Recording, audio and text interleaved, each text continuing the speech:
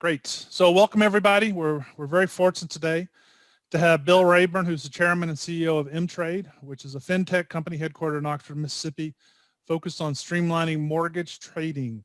He's a serial entrepreneur, serves as chairman and CEO of FNC previously, also a FinTech company focused on streamlining mortgage origination, automating the slowest parts of the process.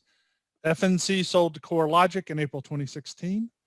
Prior to FNC, he was here with us at Ole Miss, where he taught courses in financial institutions, financial theory, real estate investment analysis, author of several books and numerous academic articles on mortgage and real estate, and also a very good advisor to deans across the country. He is currently serves as the board chair of Innovate Mississippi, the private-public partnership set up by the state of Mississippi for private sector firms and states, research and university. Bill holds a doctorate in finance and is a chartered financial analyst. He and his wife Lois have 3 children and 2 grandchildren. So we're very fortunate and happy and pleased that Dr. Rayburn / Bill is able to come join us today. And Bill, we look forward to hearing more about how good you are and what you've done to become such an amazing entrepreneur. Please, thank you. We're going to talk about what you want to do with your life, and we're going to talk about making a difference and really contributing to a community. And so if we could go to the next slide, please. And so a little background, when we were professors, there were 4 of us that were professors at Ole Miss in the business school, Bob Dorsey, John Johnson, Dennis Tosh, and myself. And we all had tenure. We were in the business school. A professor wants to get tenure, and they want to do research and the things you have to do to get tenure. And we all had tenure, and we all gave it up and jumped off the high dive and started a company called FNC. It stood for Financial Neural Computing. And here's what FNC did. FNC, it takes 2 decision numbers to originate a loan and to make you a loan. Most of you, when you get out and get a job, you're going to find a spouse or significant other, and you're going to want to own a home. And you probably are going to want a bigger home than what you have the money to pay for. And so you're going to need some debt. It's called a mortgage. And so to make you that mortgage, it takes 2 decision numbers. One is a credit number on you by a company called FICO. It's called a FICO score. It stands for Fair Isaac and Company. And they're the standard on scoring your credit. It used to be they pulled a credit report, the bank pulled it, or the mortgage company pulled a credit report. Now they run a FICO score. And that whole discussion on a FICO score is how they make a credit decision. Then they order an appraisal.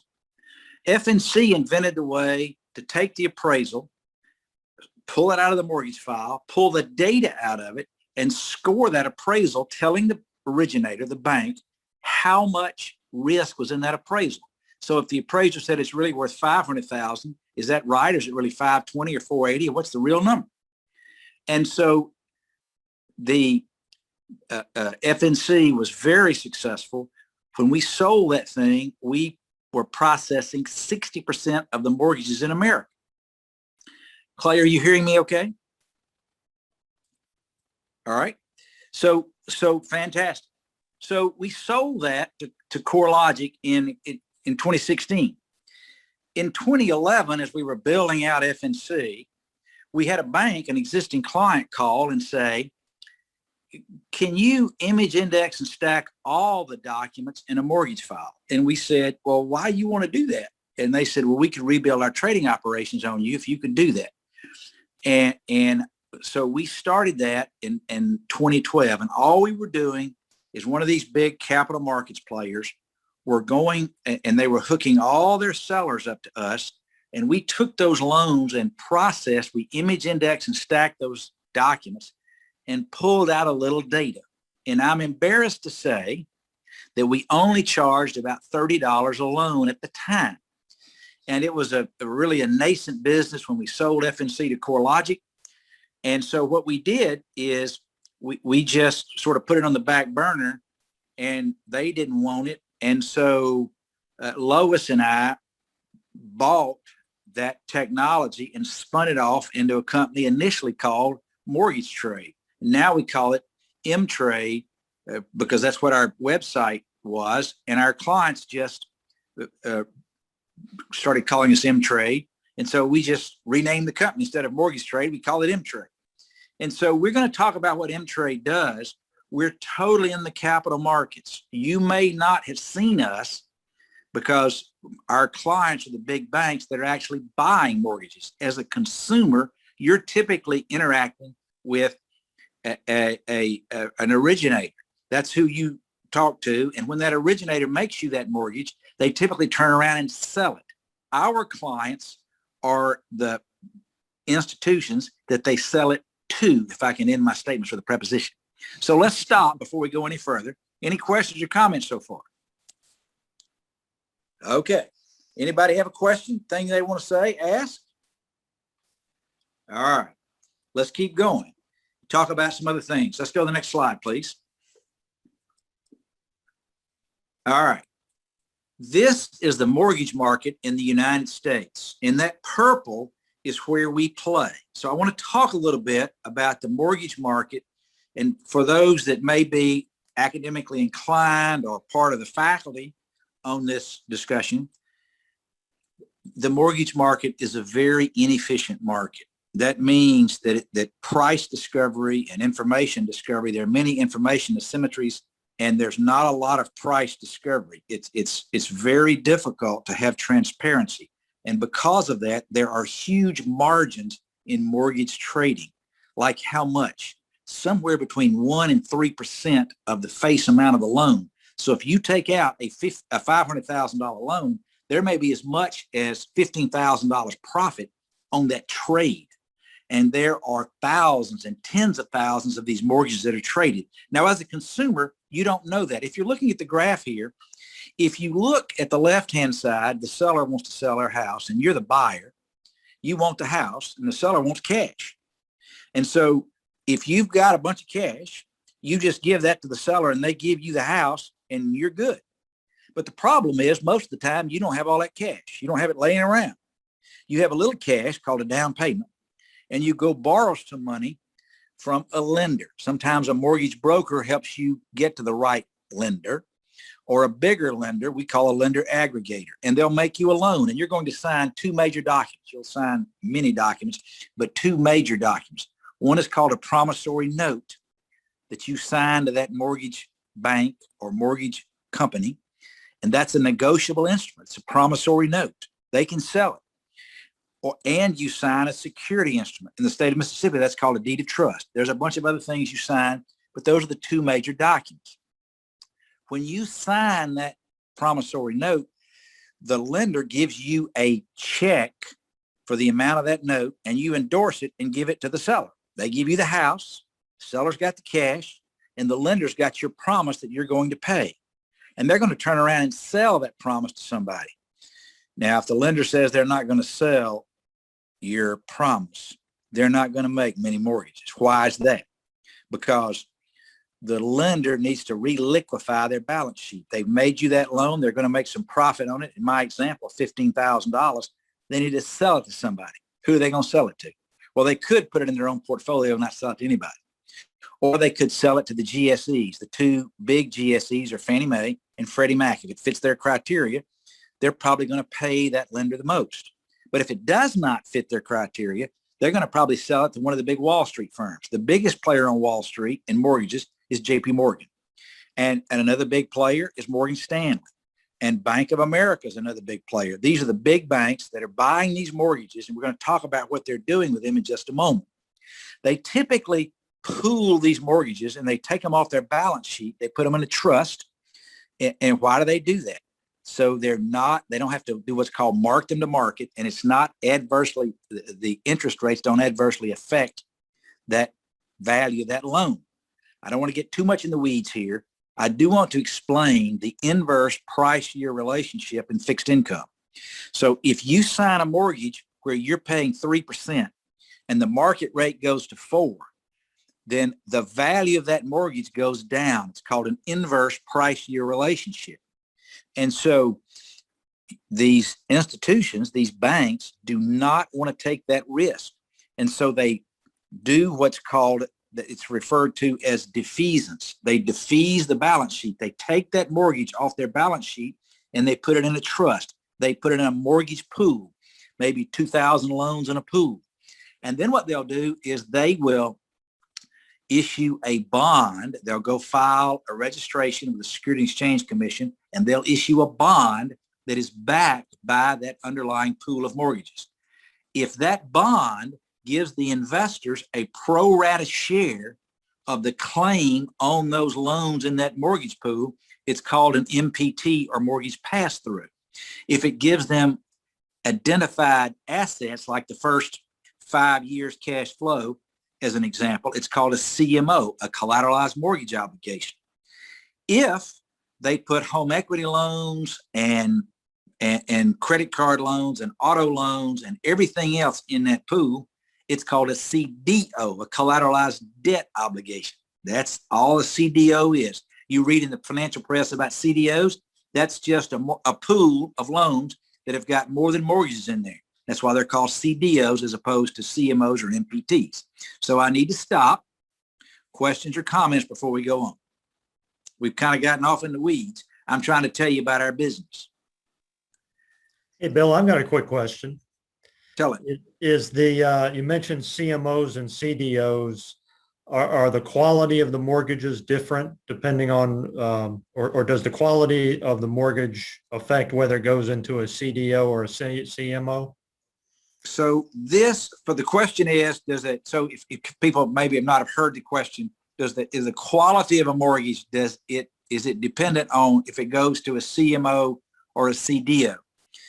No, this is the wild, wild west. So a bank, let's say JP Morgan, when they put those loans in that mortgage pool, they file a registration with the SEC. It's called Reg AB 15G for a private label securitization. There are two kinds of securitizations. One you sell to the public. It's called a public securitization. It's filed under Reg AB 2.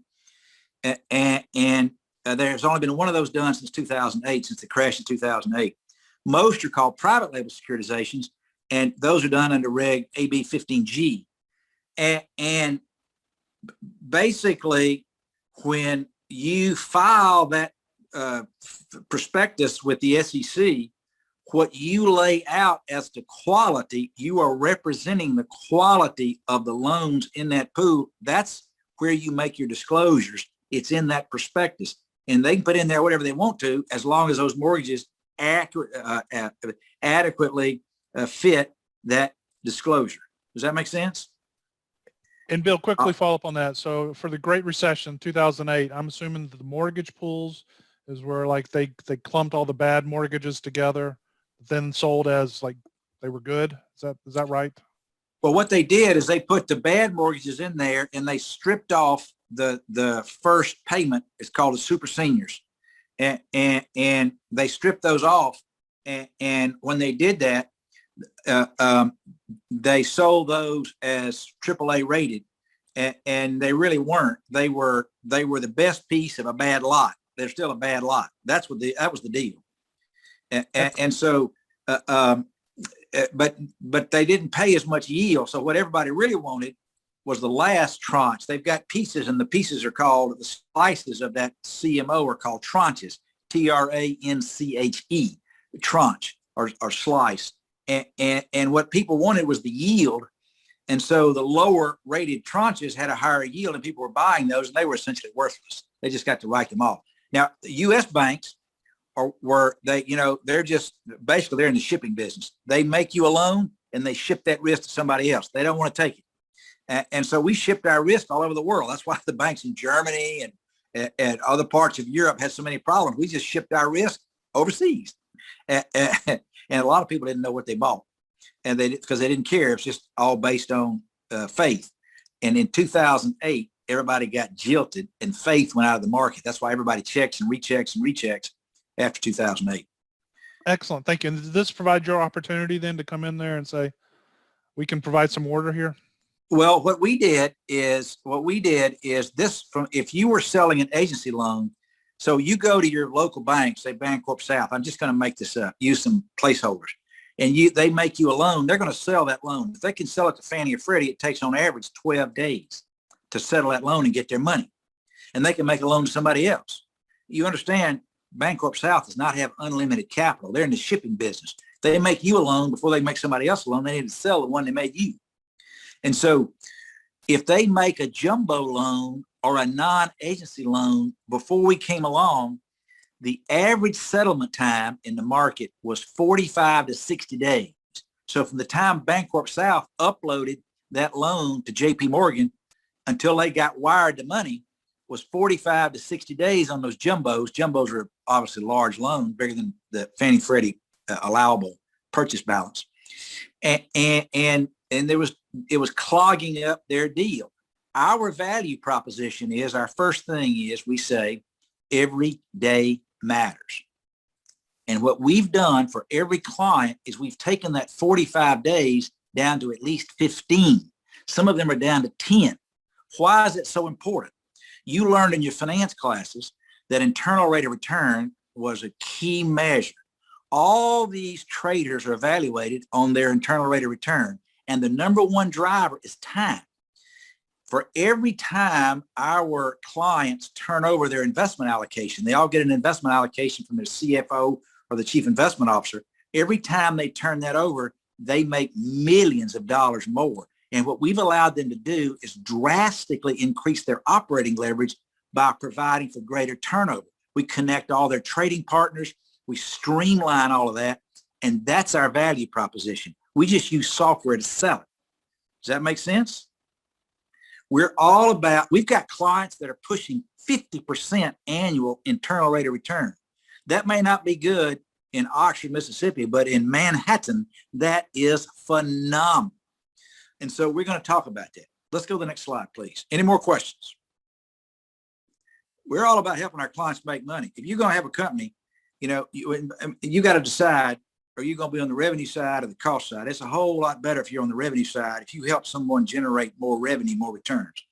What you need to think about as an MBA student, in my opinion, is Clayton Christensen's book, How Will You Measure Your Life? All right, what do you want to do? You're going to be at it 40, 50 years. I'm talking about 40 to 50 years from now.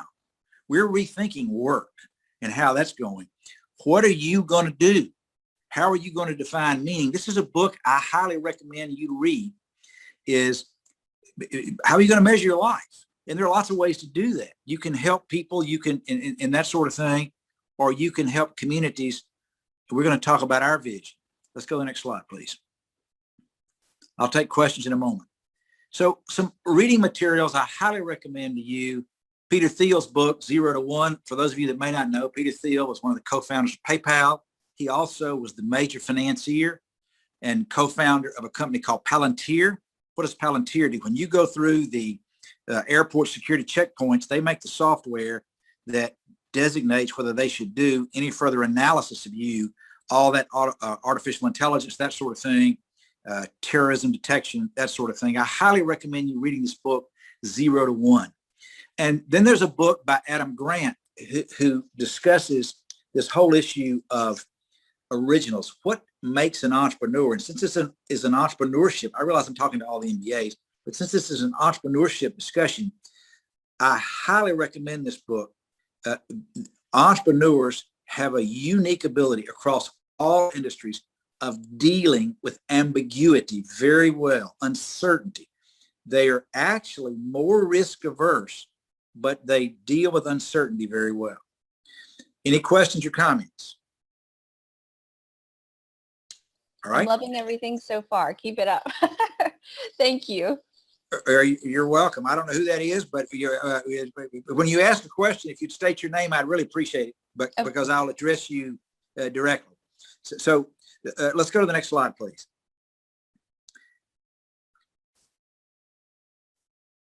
So while you're doing all this, you got to have fun. I mean, you have to have fun. Now, these are two of my board members, my business partner, who is also my wife, which we'll talk about that in a few minutes. You got to have fun. This is what you do. In fact, our biggest challenge is laying the business down every day. If you're going to create jobs, if you're going to create opportunity, and you're going to create community, if you don't have fun, you will burn out. Here we are with two of our board members and major investors, at a wine tasting, you'll notice if you look in the back, it's in the middle of the day. And so it's on a Friday afternoon, and all that wine you see in the picture, we have consumed, and we're having a big time. You got to have fun. All right. You have got to have fun. Life is not all about just doing work. All right. Let's go to the next slide. Let's talk about innovation. People say, well, I don't know what to do. I don't really know what to do. Well, there are two kinds of innovation. Everybody's all aware of the COVID now. All right. And so, and there are all these vaccines, 3 of them. Well, Johnson & Johnson, Moderna, and Pfizer, they didn't have anything when this thing started. So that's completely new. Now, there are things that are doing something better. So one of the things doing something better is like the iPod versus the MP3 player. A lot of you don't even know what an iPod is. You've had an iPhone so long. But when we first started with cell phones, flip phones were a big deal. And that's a really big deal. The iPhone, when it came out, and I think it came out in 2007, that's something better. The phones were already out, and MP3 players are already out, and they've been wildly successful. Probably second movers do better than first movers in most situations. Now, the universities of the world are great at R. They are fantastic research, but they're not good at D. That's development, taking an idea and turning it into a product and then into a company. It's the D that creates the jobs. And that's where entrepreneurs come in, taking things and that are new ideas or new ways of doing things and creating jobs. It's fascinating to me. You're using Zoom today. The Zoom is kind of a come lately product. All right. It used to be WebEx and GoToMeeting. Now everybody's on Zoom. Why? Their innovation was something simple and easy. And you can do it on your cell phone. My computer is messed up. I'm actually speaking to you off my cell phone on Zoom. It's so much easier. All right. Any questions before we go on? All right. Now you'll notice that I have a tie on. I have a few quirks, just so you know. I have a few rules. When it's your company, as long as it's ethical and legal, you get to make the rules. All right. And I have a few quirks. Everybody in revenue, when they have a sales presentation, we have a sales presentation in the company, has got to be dressed professional. That's just my rule. I'm sorry. And we tell everybody that if you're going to be in revenue, that one of Bill's quirks is got to be dressed professionally for a sales presentation, even if it's on Zoom or WebEx. I'm sorry. And so we have a sales presentation. As soon as I finish this call, I'm going to jump on a sales presentation. And we're going to ask people for money. When you ask people for money, you need to be dressed professionally. It's just kind of a rule that I have. All right, let's stop for a second. Any questions or comments? All right, silence means proceed. That's what I'm going to do. Can we go to the next slide, please? All right. Let's talk about types of jobs. Now, what we want to do is we want to create jobs that are what are called local jobs. This is a great book. I'm a big believer. Clayton Christensen just passed away. He was really the man. He was a management entrepreneurship professor at Harvard. He just passed away recently. And he says there are two kinds of jobs. They're local jobs. You cannot export those jobs. That is the best for a local economy to have. And they're global jobs. They're jobs that can go anywhere in the world. What you want to do is create local jobs. And we're going to talk about how to do that in just a moment. All right. Let's go to the next slide, please. So here's why it's so important to create a local, innovative job. There's a book by Enrico Moretti who talks about the new geography of jobs. And if you have manufacturing, now we've gone out and solicited manufacturers from other places, and we put in auto plants and that sort of thing. And that's really good. All right. I'm all about that. That's great. But that's not the best. The best is an innovation job that's a local job. Why? Because it creates 5 other new jobs. So when we started FNC, there were basically no real tech jobs in Oxford. None. And when we sold FNC, we were a little north, I think, of 400 people. We're in different locations, a little north of 400 people. But, that creates a bunch of other jobs. In fact, several physicians and dentists in town called me all worried that those employees were going to leave because they were concerned. A lot of their patients were our employees, and we pay everybody's insurance. And so, and it was all, it was all private pay. They loved all that. And so that's kind of a tech thing. And so when you create innovation jobs, it creates 5 other jobs. That's a bunch of people. So let's stop. Questions or comments? All right. Hearing none, let's move forward. Let's go to the next slide, please. So how do you build a company? One of the things Professor Dibrell asked me to talk about is, how do you build a company? All right. Well, focus is absolutely critical. So people say, we focus on everything. That means you focus on nothing. All right. And where you will focus is purely dependent on where do you want to be and what are the natural areas of concentration. For example, if I was going to do auto tech, I would probably be in the Detroit area, or I would be in the Bay Area and around Palo Alto, or maybe Seattle. Why?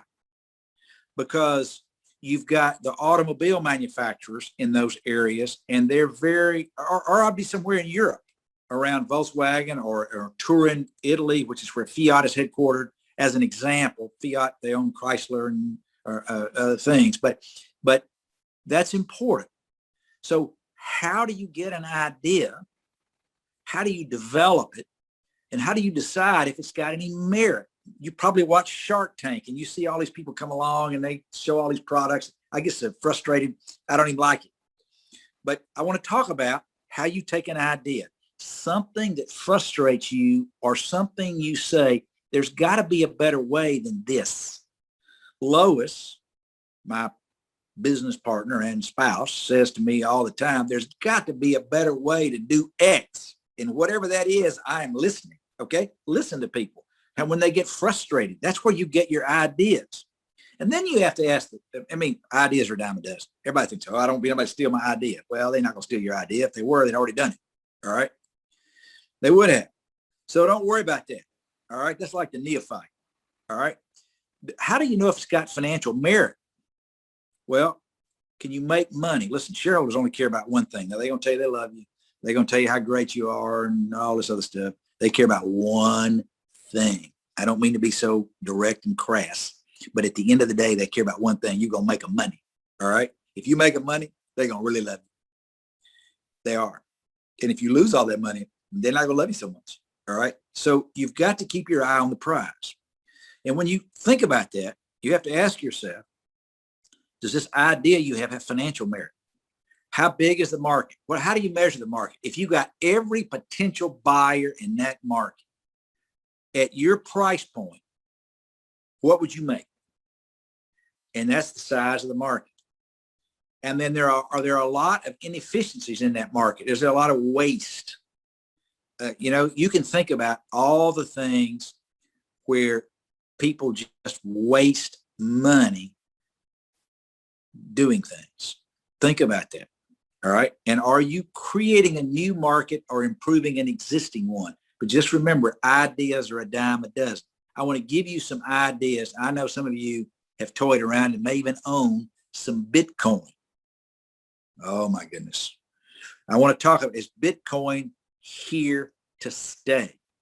Jamie Dimon, who runs JP Morgan Chase, says, no, it's a flash.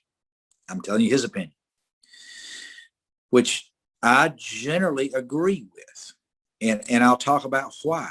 Because it's not been accepted as a medium of exchange. To have a currency, it's got to be a storehouse of value. It's got to have inherent value, something backing it up, and it has to be a medium of exchange. People have got to be, it's got to be widely accepted. Like a U.S. $100 bill, people are going to take that all over the world. We used to have an office in Sao Paulo, and you'd show up with a $100 bill, and they'd start grinning. Okay, that's the universal language. All right, everybody's got that. All right. So having said all that, That's a medium of exchange. And I don't think we're there yet, but there are lots of opportunities. There's a ton. This whole idea of telehealth, UMMC, the University of Mississippi Medical Center, has been big for a long time in the research around telehealth. I listened to a podcast this morning while I was working out, and that's one of the biggest in Mississippi, we would say hugest, one of the largest opportunities out there in terms of the next big consumer market. But we've got to take that research they've done at the medical school down in Jackson and turn it into and develop it into companies to create jobs. That's the D part, the development part. Let's stop. Questions or comments? I have a question. My name is Tressa McLeod. Hi, Tristan. Go ahead. Hi. Thank you again for speaking to us this morning. It's been lovely. I do have a question about financial merit that you were discussing earlier. You arrived at a figure of $30 that you were talking about when you were stacking documents. How did you arrive at that figure? Because later, of course, you wished you had bumped that figure up. So how do we arrive at our price? This is one of the most difficult things for a company to do, get the price right. And there's a lot of research that says new entrepreneurs consistently price it too low. We've enhanced that product, and the same product today costs $300 alone. And so, but it was difficult, very difficult for us to get that up. How do we arrive at the $30? We were charging $30 for processing the appraisal. And so we just said, that sounds good, and let's just charge $30. That's about the extent of the analysis, I'm embarrassed to say. And that's probably more analysis than most entrepreneurs do on their first price. But if we go back to FNC, the way we got the first price at FNC wasn't $30, it was $3. And the $3, the way we got to $3 is the United States Postal Service charged $2.90 to deliver an appraisal today. And we were doing it over the internet, and we were doing it for $3. We were just idiots. Well, I was the one that set that price. So you need to understand there's really two ways to I want to give you a quick pricing discussion. And there are two theories on pricing. If you take the PhD course in pricing, you'll get two theories. One's called penetration pricing. You want to go in low, capture market share, and raise your price. The other is called skimming pricing, where you start high and come down. And you want to do the curve. You want to know what your cost is. So you've heard of cost plus pricing. You figure out your cost and you add some percentage to that. That's cost plus pricing. Or you do value added pricing. That's what we do. You understand how much value you add to your clients, and that's how you price. So I mentioned we reduced our clients from 45 days to 15. So we asked them, what's it worth to you to be able to wire a seller money in 15 days versus 45? What is 1 day worth? And they did the math. I mean, these are all math people. They stood up on a whiteboard and said, okay, it's 1 day less hedging and it's 1 day more interest. That's average is $200 a loan a day. So we saved them 30 days times 200, $6,000. We put $6,000 net profit. So Lois said, charging $30 is ridiculous. We got to go up. All right. And so we did. And so I'll be, by the way, JP Morgan is a client, and they had their most profitable year ever last year. And I'm happy they're a client, and I'm happy they're making a ton of money, and we're going to hope we can help them make a bunch more money. Questions or comments? All right, let's go to the next slide. All right, I got an idea for a new business. They're a dime a dozen. It's execution. So how do you execute? Let's go to the next slide. All right, here we go. This is what you got to do. All right. First thing you have to do is raise money. You're just thinking about it, talking about it. It is a concept until you go look someone in the eye and ask them for money. Now, almost every investor out there is going to get down to three big questions. One, what do you want to do and how big's the market? So explain it in simple terms where a sixth grader could understand. Where I want to be in the mortgage business. There are two things that are important. The credit score and the appraisal. We want to automate and streamline that whole appraisal process. They get that. They understand that. And okay, that's one question. How big is that market? And you can quantify that. Your price times the number of loans that are originating. Last year, there were roughly 12 million mortgages originated. If you're getting $30 a loan, and you just get it once on every deal, the addressable market there is 12 million times 30. Okay, or I guess that's 360 million. All right, that's addressable market. All right, so that's what they want to know. One, two. The second thing they want to know is, what do you want? You got to get down to, what do you want? How much money you need, and what are you going to give up for that? And people have way unrealistic expectations about how much money they need. They don't think they need much, and they don't want to give up much. They need a whole bunch of money, and they're going to probably have to give up a whole bunch of money. So how much have we raised for FNC? We raised $53 million all in for FNC. Almost all of it, you saw those two board members, almost all of it in their living room. And so how much have we raised for M-Trade?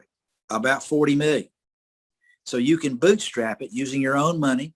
You can use friends and family who may invest in you and they may not. And you can use angels. The reason they're called angels is about the time you run out of money, they come and put some money in. They're like angels descending on your company. And so then you have what's called a seed round with a venture capitalist. And then you do what's called an A round, which is a little bit more money, a B round, a C round, and a D round. And normally you have some kind of liquidity event or exit. If you want to do more research in all this, there's an app. It's called Crunchbase, Crunchbase, Crunchbase. It'll tell you every company, how much money they raised, all of the above, if their venture capitalist has reported in and the valuation and everything else. So you're building this business. Now, I've only built a B2B company. I haven't built any business to consumer companies, only business to business. And they're business to government, but a B2B company, it takes, according to Inc. magazine, on average, at least 10 years. There are exceptions, 10 years. So let's stop. Questions or comments? Things you want to ask? Yeah, I have a quick question. Oh, I'm sorry. Somebody else is going. Go ahead. Nope, maybe not. Okay, I'll take it. This is Chris Bell. Thanks for coming to speak with us today.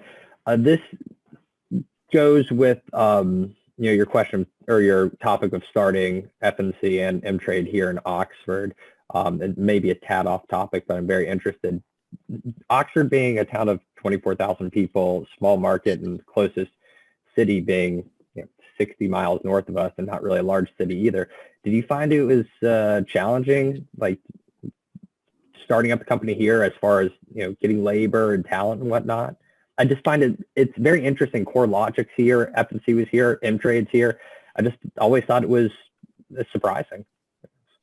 Well, it's surprising that there's that much talent here, or surprising that they started here, or a little bit of both. I mean, a town of 24,000 people, sure, the university is here, but major tech companies like this I would have expected to find in a larger metro area, I guess.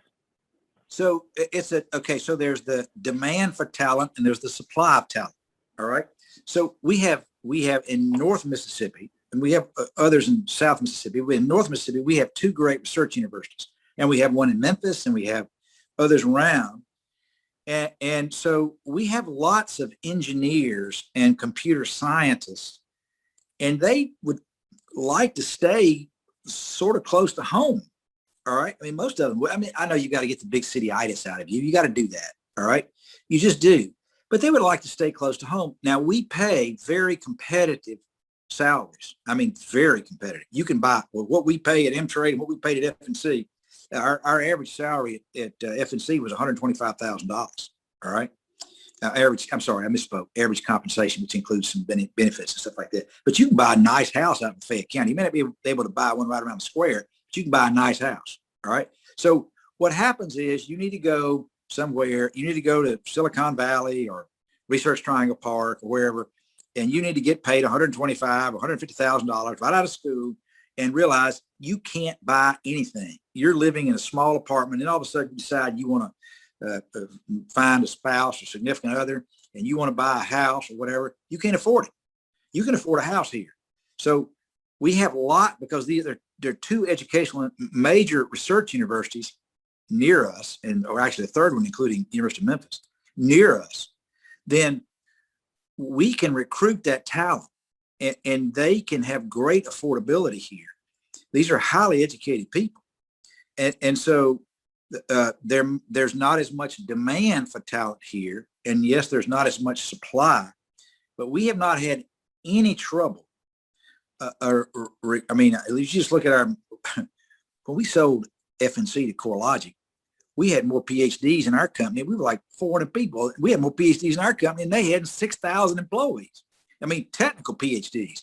At M-Trade today, I think we have 8 out of like 200 people. We got like 8 that have either finished their dissertation or working on it, or maybe 9. And so basically, we keep that talent. We find it and we keep it. These are good people. They just need to have the opportunity. So we haven't had any trouble recruiting talent, but now you got to get off that dime. You got to pay that money. Great, thank you. You're welcome. Any more questions? Okay, let's go to the next slide, please. So you got to focus on metrics. How does your industry keep score? How are you going to keep score? All right. What is important really for your business? It's like in the software business. The software business is all about the income statement, the statement of cash flows. The balance sheet, if you look on a balance sheet, to put it in simplistic terms, it's assets equal liabilities plus equity. And you put your assets on, so you spend $2 million on this piece of software that's worth $100 million. But you can't put it on the balance sheet at $100 million. That's its market value. The accountants, if you follow generally accepted accounting principles, make you put it on the balance sheet at the lower of cost or market. So you put it on there at $2 million. And they say, well, it'll generate the money over time, the revenue over time, the earnings over time. And that's correct. It will. But that'll be over several years. And so the thing that's important for a software firm is the income statement, statement of cash flows. And how do you need to keep score? So let's go to the next slide. I want to be sensitive to time. Professor Dibrell, how am I doing? So we're right at the 10:16 mark, but you're asking a lot of good questions, and I see a lot of excitement in the audience. So please keep going. All right. So you got to build a complementary team. So I look at this as a mosaic. Now look, this is the hardest thing going, because you want people that are different from you. If you're very good in finance, you don't want a bunch of finance people. All right. If you're very good in marketing, you don't want a bunch of marketing people. You want people who are different than you. Look at it as a mosaic. People that complement you, that make you better. All right. And so, like, if you're not very good at following up, you want someone who is on everything immediately to be on your team. And you know, frankly, I'm just going to be very candid here. It took me a long time to get over being a professor. I mean this with no disrespect to any professors listening. It took me a long time to get over being a professor. A professor wants the correct answer. An entrepreneur wants an answer that is good enough and move on. You don't have time. You don't have the luxury of time for a perfect answer. So get one that's good enough and move on. And good enough is in the eyes of your clients. All right. It may not be perfect. You'll iterate it and get it better, but get one that's good enough. That in marketing, if you study this, it's called minimal viable product, or MVP. All right. That's what an entrepreneur is after. And when I was a professor, I was after a perfect solution. And that costs you a bunch of time, and time is money. And that in Mississippi, there's a word for it. It's called stupid. All right. Question before we go on. All right. Let's go to the next slide. Okay, if we can go, there we go. This is a team. This is our team here. These are real M-Trade people. These are people, they've got education from different places. Some of these, actually, you're sitting in this crowd are two people that have finished all their requirements for a PhD. One's actually got it. Several MBAs in this crowd. And these are our people. And what we want to do is we want to help people achieve homeownership faster. When that local bank can sell it faster, they can make the next loan faster. And we want to make every day matter and make it happen. And our guidepost, our North Star is we want to strive to do the right thing. We may not always do that, but that's our goal every day. I'll take questions in a moment. Let's go to the next slide, please. In addition to having a team in the company, this is our board of directors. Now we meet the requirements of Sarbanes-Oxley. You want to have more external board members. Hunter Carpenter went here undergrad and master's in accounting and chairs he got a law degree too. He's a private equity guy in Dallas, chairs our audit committee. Bob Dorsey was a professor at Ole Miss, smartest guy I ever met and person I've ever met. He is a major professor won the Nobel Prize. He went to Arizona School. Jan and Lawrence Farrington are the most astute people I've ever met in terms of sorting through entrepreneurs. I think they're on the call. I'm not trying to blow smoke on them, but they're very astute. In fact, when we first raised our money for FNC, we've raised essentially all our money for FNC and M-Trade in their home. And when we first raised our money, one of the investors left. I thought after about 30 minutes, Lawrence said, "Bill, it's time for you to be quiet. I need a cocktail." And so I thought I hadn't done a good job. And one of the investors walked out with me. I said, "You going to invest?" He said, "You bet I am." I said, "Why are you going to invest?" He said, "Oh man." Everybody calls Mr. Farrington Swanee. All his friends do. They said, "Swanee's Midas, man. All his deals turn to gold." He said, "Bug, better I'm going to invest," and he did. And so they're very astute. I need a good sense of community and how things are perceived in the community. And Angela Woods, who I met, I was on the board of the Girl Scout thing in Girl Scout part of the South Council of Memphis. Her chair of our finance committee. She was the CEO there, and then she moved over to Charlotte, CEO. She's got a law degree from Georgia and an MBA in finance. Just a bright. She spent her whole career in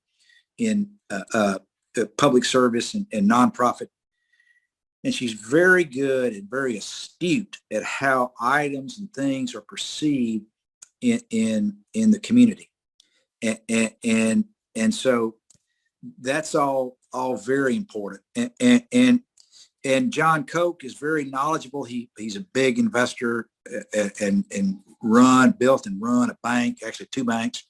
And then my spouse and co-founder, Lois Lovelady, is sort of my conscience, if you will, and sounding board. This is a team of people. I count on these people. I lean on these people. When I don't know what to do, this is who I'm talking to. And they've all invested and they're all very active in the company, which I'm most appreciative. Let's go to the next slide, please. I'll take questions in a moment. I need to get over a couple of things. So our goal is to have 10,000 jobs as a result of technology in 10 more years. We've got 7,800 real software jobs today. It's FNC, CoreLogic, it's Next Gear, it's us. And that has created another 3,500 to 4,000 jobs. If you go back to Moretti's book, we need to get 1,800 to 2,000 real software jobs, and that'll create another 10,000 related jobs here. I think a lot of the growth here has been because of this tech emphasis, and that's our big audacious goal. We just proposed to the state this week to generate 500,000 tech-related jobs in Mississippi in the next 10 years, and a plan to do it. And we want to do that. It just takes focus. And that's what we've done here, and we intend to proceed down that road. Let's go to the next slide, please. So what do you want to do? you've got to decide what you want to do, how you're going to get started. What do you want to do with your life? I've tried to give you some reading materials, some things to focus on. And because this is what you're going to do, you need to decide this is the next 40 to 50 years. And some people are miserable in their job. They float around.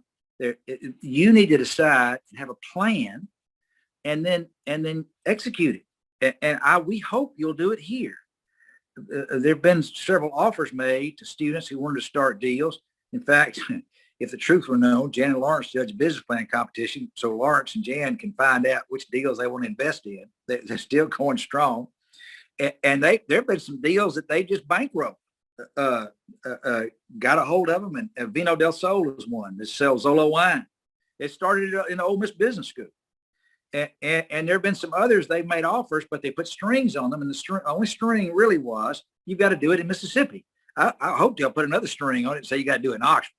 But the point being is that we're a wonderful community, and you need help. Everybody needs help. I've had so much help. It's to the point where I need to, and I've been trying to give back. Lois and I've been trying to give back. The Farringtons are a great example to give it back. And you got to give back and to help the next generation. And we're all about building that ecosystem here. So now be quiet and take any more questions you might have.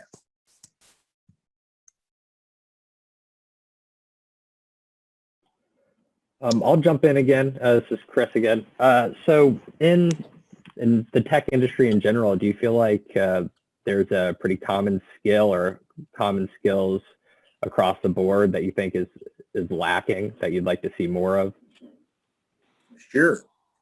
The ability to, I know this is the ability, okay, the consumer companies, they're all about marketing. So if the most valuable skill in a consumer based tech company, B2C, business to consumer tech company is marketing. Excuse me, it's not sales, marketing. But in a business to business company like Oracle, it's hands down sales. But you've got to have the technical understanding to be able to do the sales. One of the best things that ever happened to me was I sold phone systems and network when I was working my way through the PhD program, University of Memphis. And I sold big phone systems and all of the network stuff that we do today, the internet, TCP/IP. I don't know if you know how phone calls made. It used to be all circuit switched. So you picked your phone receiver up and it opened a circuit to the central office. And now it's packet switch. It converts everything to digital and sends them as packets. And that's all good. But that's the way all of our networks work today. 100% of our networks today started when I was out selling phone systems. Lois spent a lot of time in the flower industry. And you would say, what in the world does that have to do with software? Well, it's all about colors. All right. Usability, user experience is like the thing. And in software, how you interact with the software, the simplicity of it. And that's what Apple has brought to the world. And so working in a florist is one of the best things you can do to understand how colors interact and the experience, how you experience art and that sort of thing. Very important. And so those are some of the most valuable skills. We call it user experience or UX or something like that. But those are very valuable skills. So if I had to rank them, you would have the technical underpinnings, and then you would know how to sell, you would know how to market, and you would know the user experience. Does that make sense? That's perfect. Thank you. You're welcome. Other questions or comments? So Bill, are you hiring, by the way? Some of our rebels? We just short answer is yes. The long answer is we had a gentleman walk in who finished the MBA program. I don't know, he just went recently and said, I want to be in this company. I'll take any job. And the HR director said, well, you're going to have to take this data entry job. He said, I'll do it. And it was I don't know what it was, but it didn't pay that much, not for his qualifications. And about 3 months later, he was promoted because he was willing to do that. We're all about taking out the trash. Look, when you start a company, you do it all. Okay. You do it all. And some people get all high and mighty and say, I'm not taking out the trash and I'm not doing it. That's not the kind of person we want. All right. So we brought him in and he's already been promoted and that number is about where it ought to be. I'm sure he doesn't think so, but we think so. And so we're growing. It takes about 5 years. Well, the research says 9 years, 8 to 9 years to get a B2B FinTech company, financial technology company, cash flow positive. We have just gone cash flow positive, which is, it's a great feeling. And so having said all that, you know, we want to grow and we're all about talent. All right. And so that's where we are. Brilliant. Other 'Cause questions? we have a bunch of we have a horticulturist here who loves to talk about that stuff and some other people. Questions, sorry, and I'll be quiet here. Questions for Bill, please. Good morning, sir. Jimmy Zakin. I just had a question with what really made you make the jump from professor to entrepreneur? If you don't mind talking about that a little bit more. Okay. I know most professors are not entrepreneurs and most entrepreneurs are not professors. Most entrepreneurs are bad ADD. All right. And I probably had a little of that, but I grew up in a family. My father was a real estate developer and I grew up in a family. And I remember when I was about 12 having coffee with him about 4:30 in the morning. And I said, Pop, he had a big debt. He had when you do a development, you get an acquisition development loan, you get a construction loan, and you get permanent takeouts when people buy a house. And I said, how do you do all this? How do you take all this? And he said, son, this is what I do. This is what I do. And I've never forgotten that. And I was out doing seminars. Dennis Tosh was a professor in real estate. And we were doing seminars for the big banks. And one day, a big bank on the West Coast, First Interstate, which at the time was the 8th largest bank, the chief credit officer, Rich Barkhurst, has said to me, he said, Rayburn, he said, can you build software to do what you're talking about? I said, well, why would I want to do that? He said, because if you could, we'd buy it. And so I came home and I told Tosh, I said, Tosh, we're going to get in the software business. He said, what do you know about software? I said, I know nothing. But we don't know anything about the seminar business and we just printing money. And he said, okay, well, he said, who are you going to get to do it? I said, there are two professors here, John Johnson and Bob Dorsey. We're going to cut them in and they going to do it. And we going to the moon. And Dorsey thought it was a summer research project. And you know, like, then we all thought in 2008 we're going bankrupt. And when we sold the company, Dorsey lives in Tucson and Telluride. And so it's been a wonderful ride, but you got to have fun. I'm telling you, it is not about the money. If you focus on the money, that is not the right thing to do. All right. You have got to have fun. It is the ride that counts. I get the biggest joy when I go in restaurants in Oxford and I see my employees out having dinner or my previous F&C employees out having dinner. Now, I don't really want to talk to them. I want to have dinner with my wife or family or whatever. But I mean, I will speak to them. But it gives me great joy to see that. Other questions or comments? I have one comment. This is Tressa McLeod again. Okay. I just want to say I'm very appreciative of your perspective of UX and how that ties into the floral industry and the pop of color. I have a degree in horticulture and was in that field for 10 years. And people always ask me, how did I switch to graphic design or web work? And which is what I do now for the university. And it all ties together. So it's nice to see someone else validate that thought process and value it as well. So I really appreciate your comments there this morning. Well, you're welcome. Look, I want to tell you, all my taste is in my mouth. Okay. That's all my wife.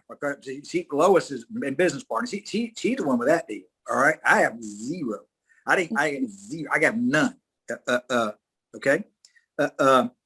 So it's very important. I didn't, when they were giving out portions of things, I didn't get any of that. Other questions or comments? I've So, got Bill, I wanna one more. introduce you to, let me hold, Chris. Let me jump in here real Yeah. quick on you. So we're fortunate to have Prema, who's a professor or a research faculty over at the pharmacy school, and she is very, very entrepreneurial. Prema, could you ask your question, and then I'll jump back to Chris. Yeah, thank you for the introduction, Dr. Dibrell. This is Prema Balachandran. I'm a senior scientist at School of Pharmacy. The question I have is, when you started this FNC, did you feel about any competitors? Did you think like you had any competitor? Because you said like about 60% of the mortgage companies, like you were like dealing with 60% of the market. So what about the rest of the 40%? Did you have any competitors? So everybody's got competitors, but did we worry about the competitors? And I mean, we didn't, people were doing faxes, they were faxing appraisals, and there was no real risk assessment of the appraisal. But as we progressed, we had competitors into the market. I mean, you need competitors. If you read, I mean, most of the MBA programs use a book, Michael Porter's book. He's got two major books. He's got Competitive Advantage and Competitive Strategy. And I highly recommend them for your reading in most MBA programs. But basically says you need competitors. There's a phrase, one company does not a market make. And so you need competitors. You just need competitors that you can dominate. And so we picked out companies we wanted to be like, and we picked out our three companies we picked out were SAS in Cary, North Carolina. We picked out Bloomberg in Manhattan, New York, and we picked out Quicken Loans, which is now, they changed their name to Rocket Mortgage. And we went and asked all of them. I mean, I knew the CEO of Rocket Mortgage really well at the time, Bill Emerson. And I said, do you worry about the competition? And I'll never forget what Emerson said to me. He said, Bill, the competition needs to worry about us. We are the competition. We need to focus on what we need to do and lead the market. We need to be so innovative, we lead the market. Like, let me give you an example. I think Ole Miss has the opportunity to lead the world in marijuana research. And, I mean, I think that's really where we should focus. I think med tech, telehealth, and marijuana research. There's going to be so many opportunities. These states are legalizing this for both medical uses and recreational uses. There's going to be so much opportunity. We ought to lead the world in that, but we've got to focus on the development side of it. All right. And we ought to lay out a path and go execute. One of the most famous speeches I've ever listened to, I listened to a recording. I obviously was a very little child when this happened, but John Kennedy stood up in 1962 at Rice University Stadium and said, we're going to go to the moon. We're behind the Russians. Sputnik was a Russian satellite space deal. And we're going to go to the moon, and we're going to bring the person back safely. This was in 62. And he said, we're going to do it before the end of the decade. They did it in 69. Now, it cost them a lot, and they lost some lives. It was heartbreaking, but that's what you call a vision. All right. And they executed on that vision. This is what we're going to do. And what we need for this state is a vision. And that vision needs to involve focus. And then we need to go execute. Thank you, sir. I know you asked a question and I started, No, thank you. That's okay. Yeah, thank you. And do you have any plans of expanding M-Trade to other states? Oh, sure. We have an office in Tupelo. We have an office in Manhattan. And we'll go. Sure. Oh, absolutely. We have a simple philosophy. We want to go where the customers are, or where the clients are. And most of the big banks are in Manhattan. We have a few on the West Coast, a few insurance companies on the West Coast. We have our AIG's client. They're in Houston. Their real estate operation headquartered in Houston, Texas. Mm-hmm. So other questions or comments? Thank you. You're welcome. Chris, please jump back in here. Thank you. So I'm going to ask you what is, I guess, the de facto question of our current times right now. But I ask because I've got two family members who both work for tech companies, and the closest office for both of them is over 2,000 miles away from them. So how do you feel about this huge remote work? And do you have a remote workforce for your organization? Oh, absolutely. How do I feel about remote work? I mean, work, right? Value is value. I love it. I mean, I think it's great. We were going to build a big office building, and we're rethinking the size of it. We'll do something, but we're rethinking the size of it because many of our employees want to work from home, and you don't need to pay for attendance. What you need to pay for is productivity and added value. People don't need to be in their seat 8 to 5. If you make them in their seat 8 to 5, they're going to be there 8 to 5. They're not going to be there at 7:59. and 501. If you don't believe that, just go in a bank somewhere and see when people come in and leave. That's ridiculous. All right. So we want them to, we have creative jobs. We want them to, and you might be creative when you're out running in the morning time. All right. And we want them to work, and wherever they need to work, we're not going to be site specific. Now, there are a few jobs that are site specific because of security. Like when we process your mortgage, if you're going to extract that data, that's a site specific thing, because you can't have your cell phone around that.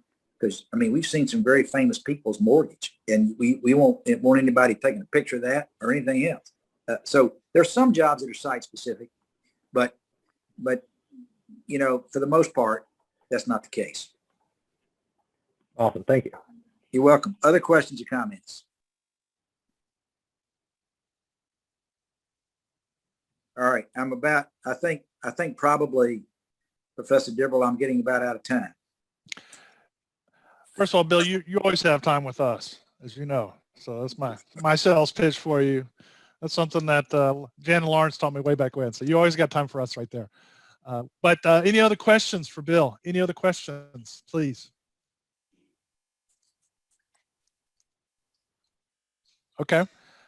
With that said, I'm very thankful. Bill, thank you so much for taking time to do this with us. Great job. You're always welcome to come back.